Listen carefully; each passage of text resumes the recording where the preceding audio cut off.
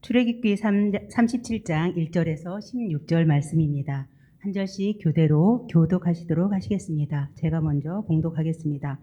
부사렐이 조각목으로 궤를 만들었으니 길이가 2규빗 반, 너비가 1규빗 반, 높이가 1규빗 반이며 순금으로 안팎을 싸고 위쪽 가장자리로 돌아가며 금테를 만들었으며 금고리 넷을 부어 만들어 네 발에 달았으니 곧 이쪽에 2고리요 저쪽에 2고리이며 조각목으로 채를 만들어 금으로 싸고 그 채를 궤 양쪽 고리에 꿰어 궤를 매게 하였으며 순금으로 속죄소를 만들었으니 길이가 2규빗 반, 너비가 1규빗 반이며 금으로 그룹 둘을 속죄소 양쪽에 쳐서 만들었으되 한 그룹은 이쪽 끝에 한 그룹은 저쪽 끝에 곧 속죄소와 한 덩이머리로 그 양쪽에 만들었으니 그룹들이 그 날개를 높이 펴서 그 날개로 속죄소를 덮었으며 그 얼굴은 서로 대하여 속죄소를 향하였더라. 그가 또 조각목으로 상을 만들었으니 길이가 2규빗, 너비가 1규빗, 높이가 1규빗 반이며 순금으로 싸고 위쪽 가장자리로 돌아가며 금테를 둘렀으며 그 주위에 손바닥 넓이만한 턱을 만들고 그 턱 주위에 금으로 테를 만들었고 상을 위하여 금고리 넷을 부어 만들어 네 발 위 네 모퉁이에 달았으니 그 고리가 턱 곁에 있어서 상을 매는 채를 깨게 하였으며 또 조각목으로 상멜채를 만들어 금으로 쌌으며 상 위에 기구 곧 대접과 숟가락과 잔과 따르는 병을 순금으로 만들었더라. 아멘. 오늘 우리는 출애굽기 37장을 또 만나게 됩니다. 출애굽기 37장 1절로 16절까지 말씀을 통해서 공동체는 동역으로, 개개인은 충성으로라고 하는 주제로 함께 은혜를 나누기를 원합니다.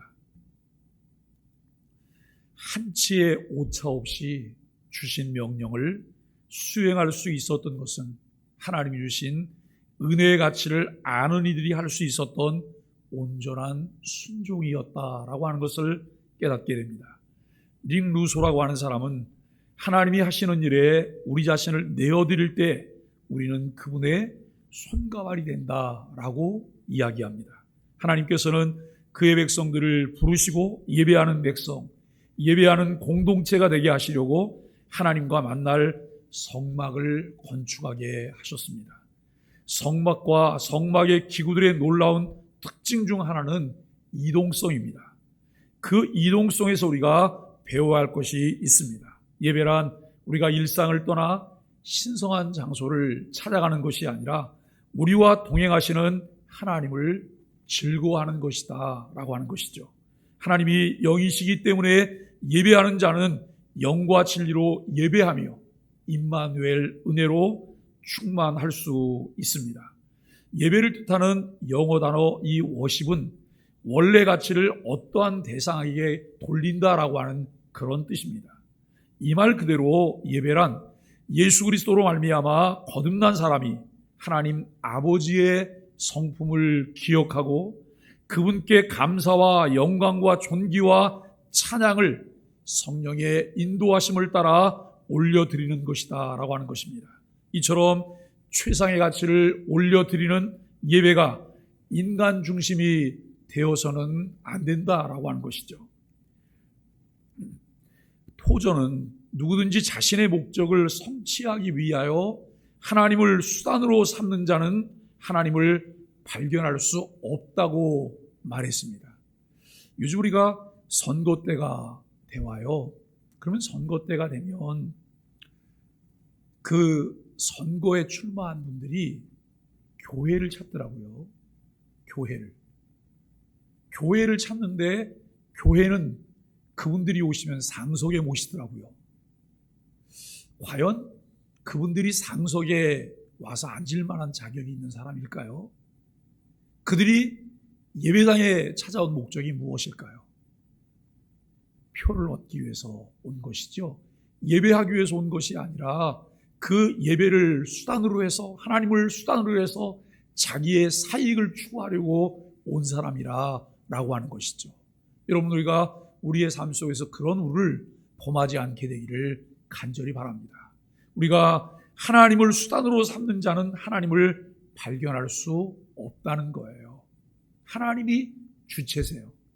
하나님께 예배하기 위해서 모든 것을 집중해야 된다라고 하는 것입니다.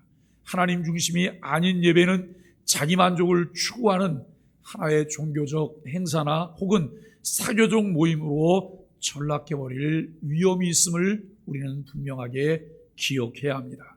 우상을 만들고 그 우상에게 가치를 부여하여 섬기는 사람들의 목적이 자기의 위안이나 불안을 달래기 위한 수단으로 삼은 것처럼 하나님을 그렇게 이용하려고 하는 어리석음이 있습니다. 여러분, 우리가 간혹 무속신앙을 가진 사람들이거나 또 혹은 다른 이제 종교를 가진 사람들이 어떤 일이 생기면 찾아가는 데가 있어요. 점 보는데, 점 치는데, 혹은 무당을, 그리고 여러분 또 이제 다른 어디를 찾아가서 그들이 부적을 받아와요. 벼락마저 죽은 대추나무로 쓴 그 부적이 효용이 있다고 1,000만 원, 1억씩 한다고 여러분 그렇게 얘기를 해요. 과연 그 부적을 내 품에 품은 것이나 내 목적이나 내 어떤 이익을 달성하기 위해서 내 불안함을 달래기 위해서 내가 하나님을 붙잡는 것, 이것이 부적과 무슨 차이가 있을까라고 하는 거예요. 우리는 때때로 우리에게 그런 부분들이 참 많이 나타나는 것을 발견하게 돼요. 우리가 하나님을 바로 아는 지식을 가진 사람들에게 예배는 하나님이 인간으로 하여금 인간다운 삶을 살 수 있도록 만들어주신 최고의 선물인 거예요. 공적으로 모여서 우리가 드리는 이 공예배나 또 여러분 개인적인 삶 속에서 이루어지는 하나님을 대면하는 삶이에요. 내가 다른 사람들을 만날 때에도 내가 그 사람을 만나지만 나는 하나님 앞에 선 거예요. 내가 어떤 일을 할 때에도 나는 어떤 일을 하고 있지만 내가 하나님의 일 앞에, 하나님 앞에 선 것이죠. 이것이 우리가 하나님 앞에 드려지는 사적인 예배라고 하는 것을 우리는 생각하는데, 이것이 하나님이 우리에게 주신 최고의 선물들임을 기억해야 할 것입니다. 하나님이 친히 죄에 묶인 인간을 자유롭게 하는 새로운 길을 디자인해 내셨습니다. 그러므로 우리들의 삶은 하나님의 디자인을 완성하는 것이 되어야 합니다. 말씀과 역사 안에서 자신을 계시하시는 하나님께 영과 진리로 우리가 반응할 수 있어야 합니다. 잃어버린 예배의 관계를 회복할 때만 우리는 하나님이 원래 디자인하신 가장 아름답고 자연스러운 삶을 살 수 있습니다. 예배를 통해 하나님과 교제할 때 하늘이 열리고 땅에서 묶였던 모든 것들이 풀리는 역사가 일어납니다. 가인의 예배가 아닌 아벨의 예배가 될 때에 우리는 하나님이 영광을 받으실 뿐만 아니라 그 하나님을 통해서 우리에게 공급되어지는 은혜로 충만할 수 있습니다. 우리의 모든 삶이 하나님께로 돌아가는 예배가 될 때에 하나님을 진실로 영화롭게 할 수 있습니다. 우리는 40장으로 구성된 출애굽기를 시작하여 이제 막바지인 37장을 오늘 묵상하게 됩니다. 앞장인 36장에서 부살렐은 여호와 하나님이 모세를 통해 지시하신 바대로 이스라엘 진영 한가운데 여호와께서 거하실 처소인 회막을 만들었습니다. 이어서 오늘 본문인 37장에서 그는 회막 안 지성소에 놓을 증거궤와 속죄소 및 성소에 둘 진설병을 상을 제작합니다. 먼저 부살렐은 여호와께서 모세에게 알려주신 모양과 양식에 따라 조각목으로 상자 즉 증거궤를 만들어 그 안팎은 순금으로 싸고 그 주변 장식과 부분과 장식들은 모두 금으로 만들었습니다. 우리가 참 주목해야 될 만한 부분은 이거예요. 하나님께서 지시하신, 하나님께서 구상하시고 지시하시고 하나님께서 이제 그려보고 있는 그 모양이 모세에게 전달이 되었어요. 또 이것이 부살렐에게 여러분 전달이 되어져요. 그리고 부살렐의 지휘 아래 여러 사람들이 함께 이 일을 감당해요. 그런데 이들이 만들어낸 모양이 하나님을 통해서 모세를 거쳤고 모세를 통해서 부살렐과 그 실무자들에게 거쳐갔지만 하나님이 디자인하신 대로 모양이 나왔다는 거예요. 왜 그럴까요? 이들이 정말 관심을 기울여서 주님께서 명하심이 무엇인가를 찾고 그대로 준행했다라고 하는 것입니다. 오늘 우리가 신앙생활은 무엇일까요? 신앙생활은 내 생각을 펼치는 것이 아니에요. 신앙생활은 내 고집을 주장하는 것이 아니에요. 신앙생활은 내가 가진 것들을 드러내는 것이 아닙니다. 신앙생활은 하나님 아버지를 쫓아가는 것이고 하나님 아버지가 우리에게 말씀하신 것들을 그대로 드러내는 것이 신앙생활이에요. 그래서 여러분 예배를 성공적으로 잘 드리고 나면 나를 통해 하나님의 영광이 나타나요. 나를 통해서 하나님의 성품들이 드러나요. 나를 통해서 그리스도의 사랑이 여러분 나타날 뿐만 아니라 그리스도의 향기가 나게 된다라고 하는 것을 깨닫게 되어집니다. 속죄소 양쪽에 위치해 있으나 한 덩어리로 연결되어 있고 날개에는 속죄소를 덮고 얼굴을 마주보게 그룹 둘을 만들라고 하신 하나님의 지침을 그대로 반영하였습니다. 속죄소는 하나님께서 임하셔서 이스라엘 백성을 만나는 장소고 그들의 죄를 사하시고 그들을 위해 모든 명령을 말씀하시는 은혜의 자리입니다. 증거궤와 속죄소 제작을 마친 부살렐은 그 다음으로 성소에 둘 기구인 진설병 상과 그 위에 둘 기구들인 대접과 숟가락과 잔과 병을 순금을 사용해서 여호와께서 가르쳐 주신 양식대로 만들었습니다. 지성소 안에 놓인 증거궤와 속죄소와 더불어 성소에 위치할 진설병 상 역시 하나님의 백성을 찾아오시는 언약의 하나님이신 여호와의 임재를 상징하는 거예요. 여러분 신앙생활을 잘한다, 내가 정말 좋은 신앙을 가졌다, 무엇을 통해서 그것을 알 수 있을까요? 내가 좋은 신앙을 가질 수 있는 것은 좋은 설계를 가진 거예요. 좋은 설계를 가졌고 그 설계를 내가 잘 이해하고 설계대로 삶을 만들어가는 거예요. 이것을 우리가 좋은 그리스도인이다, 좋은 신앙을 가진 자다라고 말을 해요. 그런데 우리는 늘 마음의 감동을 더 많이 생각해요.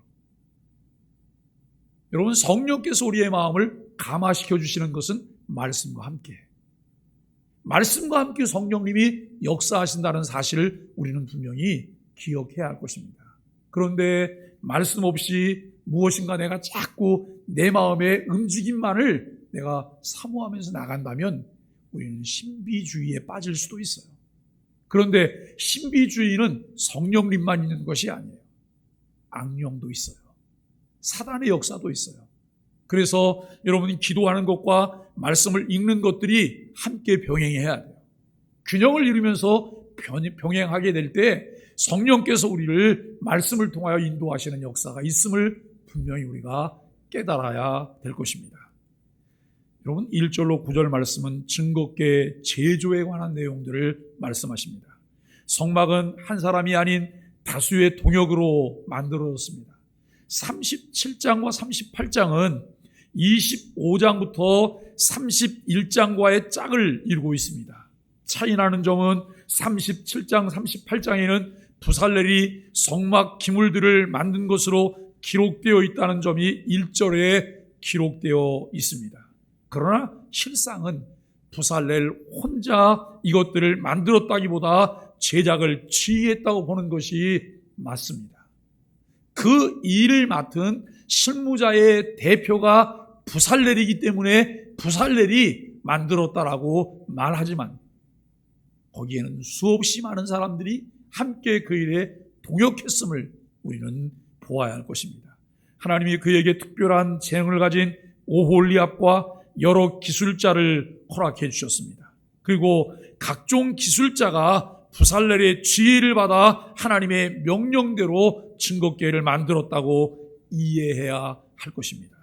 다시 말해 이들 각자가 부살렐 쥐 아래 맡은 일을 잘 감당함으로써 성막이 순조롭게 건설될 수 있었습니다. 하나님의 선하신 뜻은 동역과 충성을 통해 이루어집니다. 여러분, 은혜를 깨닫지 못하면요, 어줍지 않은 자존심이 생겨요. 알량한 자존심 때문에 하나님의 일을 사람의 일로 전락시켜버려요. 그런데 은혜가 내 안에 임하면, 내가 은혜 속에 살면 자존심이 무엇인지를 알게 돼요. 자존심은 나를 드러내는 것이 아니라 나에게 일을 맡겨주신 창조주 하나님, 전능하신 하나님을 높여드리는 것이 자존심인 것을 깨닫게 되는 거예요. 그분이 영광을 받으실 때 여러분, 나의 나되는 것이 하나님의 은혜인 것을 깨닫고 내 존재감이 빛나게 되는 거예요. 왜냐하면 그분 때문에요. 그런데 나를 드러내려고 할 때 내 모습은 한없이 초라한 모습으로 전락하는 거예요. 여러분, 이긴 것이 아니에요. 이기려고 하는 자는 져야 돼요. 이기려고 하는 자는 섬겨야 돼요. 높아지려고 하는 자는 낮아져야 하고, 최고가 되기를 원하는 자는 섬겨야 돼요. 이것이 성경의 원리며 십자가의 도예요. 그런데 우리는 때로는 은혜가 없기 때문에 알량한 자존심을 가지고 내가 무엇을 하려고 해요. 사랑하는 여러분, 우리가 새벽 미명에 조용히 하나님과 홀로 마주할 때 우리에게 주시는 은혜가 무엇일까요? 세상과 나는 간 곳 없고 구속한 주만 바라보게 되는 거예요. 세상과 나는 간 곳 없고 구속한 주만 바라봐요. 이 은혜가 나를 견인하고, 이 은혜가 나를 만들어주고, 이 은혜가 나를 하나님의 뜻대로 동역하며 충성하게 한다고 하는 사실을 믿어야 할 것입니다. 저는 교회 생활을 하면서 중요하게 보는 부분들이 있어요. 이런 부분이에요. 누군가가 내가 아닌 다른 사람이 그 일의 리더가 됐을 때 어떻게 하면 저 사람이 그 사역을, 그에게 맡겨진 일들을 편안하게 잘할 수 있을까를 돕는 역할에 대해서 늘 생각해요. 어떻게 하면 그가 그야말로 신바람 나게 그 일을 할 수 있도록 도울 수 있을까? 그리고 제가 그 자리에 섰을 때 어떻게 하면 다른 사람들이 편안할 수 있을까? 어떻게 하면 다른 사람들을 섬길 수 있을까? 그리고 제가 그 자리에서 내려왔을 때에는 여러분, 후임자를 어떻게 하면 잘 도울 수 있을까? 이 생각을 참 많이 해요. 우리는 교회 안에 크고 작은 조직들이 많아요. 그런데 크고 작은 조직들 속에서 우리의 역할이 무엇일까라고 하는 거예요. 때로는 우리 마음 가운데 고약한 마음이 일어나요.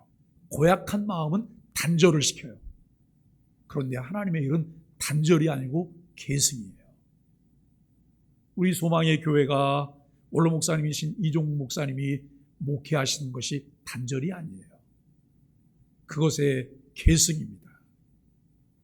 제가 목회를 하다가 또 이제 여러분 그 목회를 마무리하고 후임자가 세워질 때 후임자도 계승인 거예요.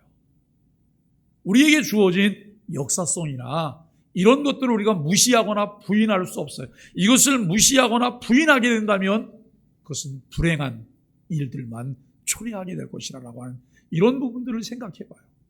어떻게 하면 전임자가 했던 좋은 부분들을 잘 계승할까? 전임자가 했던 이 부족한 부분들을 어떻게 하면 그 부분들을 잘 좀 보충할 수 있을까? 그 위에서 어떤 일을 진행하게 되는 것이죠. 여러분, 그래서 저는 간혹 이런 제안들을 해요. 전년도 회장은 그 다음 연도에 기관에 봉사부장을 하시면 좋겠다. 봉사부장을. 그런데 봉사부장인데 상황처럼 무엇을 주장하는 봉사부장이 아니라 정말 말 속에서 잘 섬기는 봉사부장이면 좋겠다. 이게 여러분 가능할까요? 이것이 이루어질 때 그 사람의 인격이 보이는 거예요. 성숙한 인격을 보게 되는 거예요. 마치 내가 여러분 상황인 것처럼 내가 여러분 뭔가 좌지우지하는 이것을 통해서 내 존재감을 드러내려고 하는 것은 무엇과 같냐면 아직까지 절여지지 않은 배추하고 똑같은 거예요. 아직까지 절여지지 않은 배추. 정말 그 배추 속까지 여러분 이 간이 배이고 소금에 의해서 잘 절여지면 김치가 얼마나 부들부들해요. 그런데 절여지지 않은 채로 그냥 산 채로 있는 거예요. 사실 쓸모가 없어요. 거치는 돌이 될 수밖에 없다라고 하는 것을 우리는 생각하게 되어집니다. 오늘 우리는 여러분 이 각종 기술자가 부살렐의 지휘를 받아서 그 일을 감당하고 함께 동역하며 충성할 수 있는 것은 무엇 때문일까요? 하나님이 주신 은혜 때문이에요. 하나님께서 맡겨주신 대로 각자의 위치에서 역할을 감당할 때는 늘 한결같은 모습으로 충성을 다하는 것이 되어야 합니다. 우리에게 맡겨진 일은 어느 개인을 위한 것도 소망의 교회만을 위한 것도 아닌 하나님의 일이고 하나님의 나라를 세우는 일이기 때문에 늘 충성하기 위해서 자신을 잘 다스려야 한다라고 하는 거예요. 여러분, 우리가 교회 안에 사람을 키워내는 것은 우리 소망의 교회만을 위해 사람을 키워내는 것이 아니에요. 소망의 교회 일꾼을 키우는 것이 아니라 하나님 나라의 일꾼을 키우는 거예요. 그렇기 때문에 우리는 우리 교회만 바라보는 것을 넘어서서 주님의 교회를 바라봐야 돼요. 온 세계 교회가 하나의 교회잖아요. 여러분, 온 세계가 한 집이에요. 하나님은 하늘을 천장이라고 생각하세요. 땅바닥을 여러분 집 바닥인 거예요. 그런데 우리는 우리 집만 생각해요. 우리 집만. 하나님은 절대 그렇게 생각하지 않는데 우리 집만 생각해요. 마음을 넓혀야 돼요.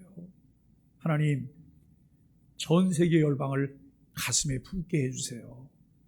지구촌 곳곳에서 일어나는 일들이 우리 집안의 일들이라고 하는 인식을 갖게 해주세요. 이런 마음들을 가지고 우리는 하나님 앞에 기도해야 할 것입니다. 공동체는 서로가 협력하며 같은 마음으로 동역하는 것을 통해 든든하게 세워져 갑니다. 먼저 일을 맡았던 사람은 다음 일을 맡게 될 사람과 바톤 터치를 잘 해야 합니다. 나 개인의 일이 아니라 하나님께서 주신 공동체의 일이기 때문에 더 책임감을 가지고 바톤 터치를 하고 그 다음에는 더 협력하는 협력자가 되어야 합니다.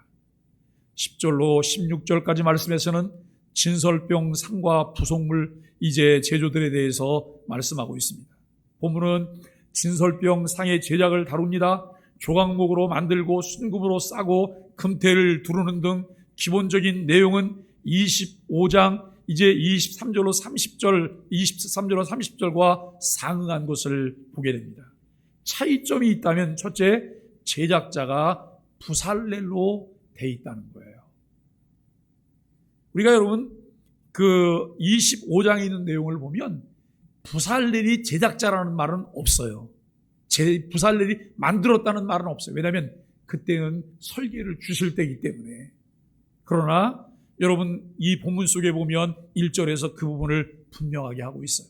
앞서 묵상한 바와 같이 그의 지휘 아래 여러 기술자가 협력했다고 보는 것이 적절합니다. 둘째는 제작과 관련된 요소에만 집중하였습니다.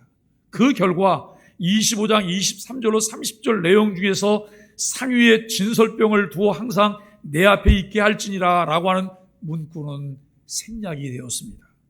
어떤 것에 의미를 부여하는 것은 하나님 몫이에요.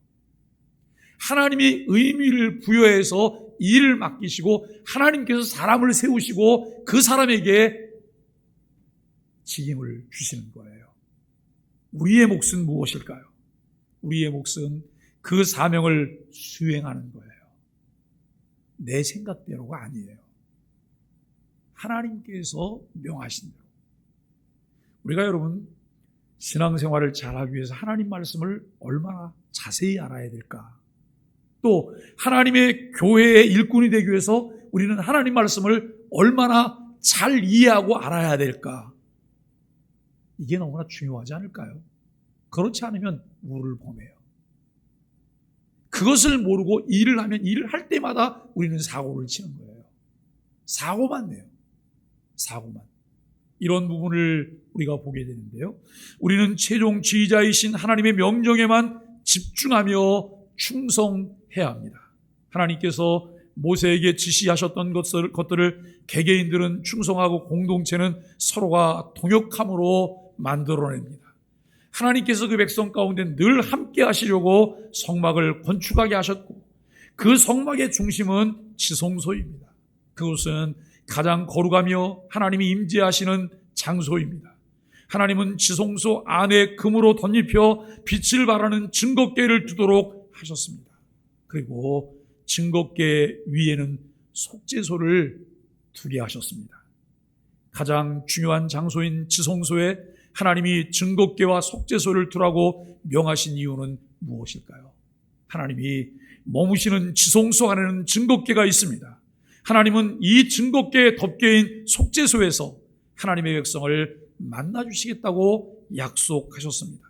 하나님은 이스라엘 백성을 인도하실 때 증거궤를 맨 사람들을 앞에 세우셨습니다. 여러분, 우리가 신앙생활하면서 그러니 이렇게 말을 해요. 하나님, 위로받기 원하고 사랑받기 원하고 은혜받기 원합니다. 당연한 거예요. 당연한 건데 이렇게 한번 생각을 해보세요. 하나님은 이미 우리에게 은혜를 주셨어요. 은혜를 주셨고 우리 마음 안에 이미 지성소를 주셨어요. 내 안에 성령님이 거하실 수 있는 거처를 만들어 주셨고 늘 성령님이 우리 안에 와 계세요. 그런데 우리는 하나님 앞에 나올 때마다 뭐라고 말해요? 하나님, 위로받기 원해요. 사랑받기 원하고 은혜받기 원해요. 그런데 예수님은 이렇게 말을 해요. 그 배에서 생수의 강이 흘러나리라 그래요. 그 배에서 생수의 강이 흘러나리라. 이미 우리에게 시원한 생수를 주셨음에도 불구하고 내가 스스로 그 생수를 먹을 생각을 하지 않고 늘 만날 때마다 위로받기 원한대요. 여러분, 이것을 벗어나지 않는 한 우리의 신앙은 성장할 수 없어요.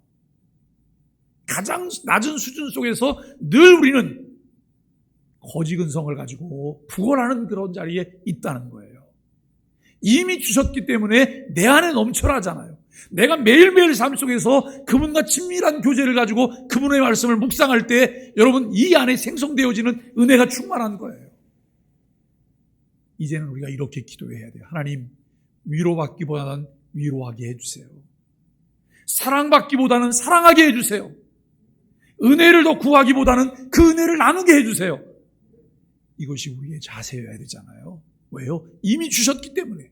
그런데 위로받기 원하고 사랑받기 원하고 은혜받기 원한다고 말하는 이유가 무엇일까요? 깨닫지 못하기 때문에요. 이미 주어진 것을 알지 못하기 때문에 우리는 그런 자리에 머물러 있다고 하는 것을 우리는 보아야 합니다. 여러분, 여호수아가 요단강 앞에서 전진하지 못하고 있을 때도 하나님의 증거궤를 맨 제사장들을 앞세우셔서 이스라엘 백성이 두려움 없이 전진하게 하셨어요. 이스라엘 백성들이 홍해를 만났을 때에는 얼마나 두려워했는지 몰라요. 울고불고 난리가 났어요. 그때 하나님께서 모세를 통해 이렇게 말씀하셔요. 너희는 오늘날 가만히 서서 여호와께서 너희를 위해 행하시는 구원을 보라 그래요. 그리고 모세가 지팡이를 내어밀었을 때 홍해가 갈라졌어요. 홍해가 갈라졌어요. 그런데 여호수아와 이스라엘이 요단강을 건널 때는 어떻게 했을까요? 법궤를 맨 제사장들이 지금 흐르고 있는 요단강에 발을 들여놨어요. 그리고 그 안으로 들어갈 때 요단강이 갈라지는 역사가 있었다는 거예요. 사랑하는 여러분, 하나님께서 늘 나와 함께 하신다는 사실을 믿는다면 우리는 주문 소리 그만해야 합니다. 내가 죽겠어가 아니에요. 아, 죽겠어. 아파 죽겠어. 배고파 죽겠어. 배불러 죽겠어. 미쳐 죽겠어. 그래요. 그게 아니고 죽게 있어. 주 안에 있어. 주 안에 있어요. 늘 우리가 확인해야 될 것은 여러분, 예수 그리스도 안에요. 그래서 우리가 늘 말할 때 예수 안에서, 그리스도 안에서, in Jesus, in Christ, 이 부분들을 늘 우리가 되뇌일 수 있어야 돼요. 나는 그리스도 안에 있어. 예수 안에 있어라고 하는 것을 늘 우리가 되뇌이는 노력들이 우리에게 필요합니다. 하나님은 하나님의 백성이 무엇보다 하나님을 바라보며 걸어가기를 원하셨습니다. 우리의 생각과 경험을 의지해서 인생을 살아가는 것이 아니라 오직 하나님의 임재를 사모하고 날마다 주시는 말씀을 따라 살아가기를 원하십니다. 증거계 안에는 모세에게 주셨던 십계명이 새겨진 돌판이 들어 있습니다. 우리가 이 계명의 말씀에 순종할 때 우리는 언제나 하나님의 임재를 경험하게 되는데요. 오늘 하루는 이 말씀을 하루 종일 되뇌이며 마음에 두면 좋겠어요. 요한복음 14장 21절이에요. 나의 계명을 가지고 지키는 자라 나를 사랑하는 자니 나를 사랑하는 자는 내 아버지께 사랑을 받을 것이요 나도 그를 사랑하여 그에게 나를 나타내리라. 내가 정말 나를 사랑하냐? 그렇다면 계명을 지켜라. 내가 정말 나를 사랑하냐? 계명대로 살아라. 그렇게 살아갈 때 나도 너를 사랑하여 너를 통해서 나를 나타낼 것이다 라고 말씀하세요. 사랑하는 여러분, 우리가 행동하는 그리스도인으로 살게 되기를 바랍니다. 행동하는 그리스도인으로 주의 말씀을 붙잡고 말씀에 순종하고 말씀에 실천할 때 하나님의 역사를 보게 되는 거예요. 기적 보기를 원하시죠? 그런데 우리는 기적 보기를 원한다고 말하지만 기적 볼 마음에 준비가 되어 있지 않는 경우가 대다수예요. 어느 때 기적을 볼 수 있을까요? 내 한계를 넘어설 때예요. 내 한계를 넘어설 때. 내 힘으로 할 수 있는 것을 우리는 기적이라고 말하지 않아요. 이것은 도저히 불가능한 건데 그 불가능한 것이 이루어지는 것을 보며 기적이라고 말을 해요. 근데 어느 때 기적을 봐요? 기적을 기대할 때, 기적을 향해서 내 한계를 넘어서는 시도를 할 때 우리는 기적을 보는 거예요. 요단강가에 가만히 앉아갖고 여러분 그 강물이 갈라지기를 아무리 기다려보세요. 갈라지지 않아요. 저걸 어떻게 건너가나 나는 할 수 없는데, 여러분 그렇게 그냥 앉아있다가 포기하면 기적을 볼 수 없어요.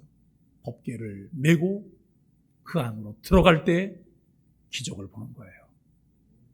이미 내 마음에는 다 정해져 있어요. 특세를 한다 그래도 나는 못 일어나. 나는 너무 피곤해서 볼 수 있는 게 아무것도 없어요. 기도하기 시작해야 돼요. 하나님 깨워주세요. 은혜 받게 해주세요.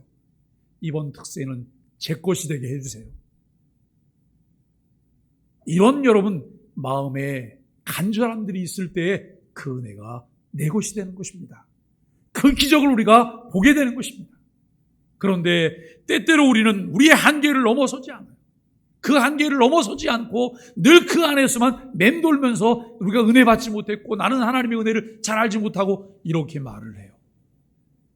하나님은 계명을 지키는 것이 바로 하나님을 사랑하는 증거라고 말씀하시며 순종하는 자에게 자신을 나타내 보이시겠다고 약속하십니다. 우리는 살아가는 현장에서 하나님 말씀을 마음에 새기고 그 말씀을 따라 살아가야 합니다. 하나님의 말씀으로 인도해 주시는 길이야말로 우리가 참된 평안과 기쁨을 경험하는 복된 길입니다. 사랑하는 소망의 가족 여러분, 증거궤 위에는 속죄소가 있었습니다. 증거궤 덮개인 속죄소는 하나님의 보좌입니다. 대제사장은 증거궤 앞에 서서 그 위에 속죄의 피를 뿌렸습니다. 하나님은 뿌리신 피를 보시고 이스라엘 백성의 모든 죄와 허물을 덮어주셨습니다. 이스라엘 백성은 하나님의 율법을 어기고 언약을 깨트린 적이 있습니다. 그 죄의 대가는 마땅히 죽음을 당하는 것이죠. 속죄의 피가 뿌려졌을 때 죄인들이 사함을 받아 하나님의 보좌 앞에 나아갈 수 있는 은혜가 나타났습니다. 우리 모두도 죄와 허물로 영원히 죽었던 존재들인데 예수 그리스도의 십자가에서 흘리신 보혈로 죄사함의 길을 여셨습니다. 하나님은 그의 백성들이 날마다 은혜의 보좌 앞으로 그 길을 지나서 나오기를 원하십니다. 삶이 분주하고 피곤하지만 첫 시간을 하나님과 만나기 위해 주신 말씀을 묵상하며 그분과 친밀하고 복된 교제를 누리시게 되기를 바랍니다. 그 은혜로 함께 동역하며 공동체를 세워가며 공동체를 통해 주시는 은혜로 각자에게 주어진 사명에 충성할 수 있게 되기를 예수 그리스도 이름으로 간절히 축복합니다. 우리 함께 기도를 읽겠습니다. 예수 그리스도의 구속의 피를 통해 하나님 앞으로 나아갈 길을 열어주신 은혜를 찬양합니다. 생명의 떡이신 예수님을 항상 중심에 모시고 살게 하소서. 하나님의 일에 마음과 힘을 모으고 매사에 최선을 다해 하나님 앞에 충직한 종이 되게 하소서. 예수님의 이름으로 간절히 기도합니다. 아멘.